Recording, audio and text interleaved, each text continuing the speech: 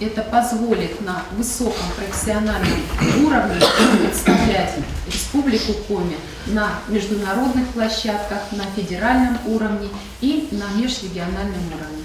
И я думаю, что Григорий Наскевич очень эффективно будет исполнять и работать в данной должности. Прошу поддержать кандидатуру Григория Наскевича. Ну, к сожалению, вся страна сейчас переживает не самые лучшие времена в экономике. И, наверное, это же отражается на ситуации в Республике Коми. Обладая несметными богатствами природными, все-таки республика на данный момент, наверное, не очень сильна экономически. Это видно из того бюджета, который недавно рассматривали в Госсовете Республики.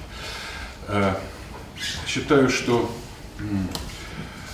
с одной стороны нужно, наверное, те природные богатства, которые добываются в республике, продолжать, может быть, эффективно добывать, но при этом уверен, что в республике нужно создавать еще массу предприятий, которые повышают добавленную стоимость, чтобы не продавать сырье.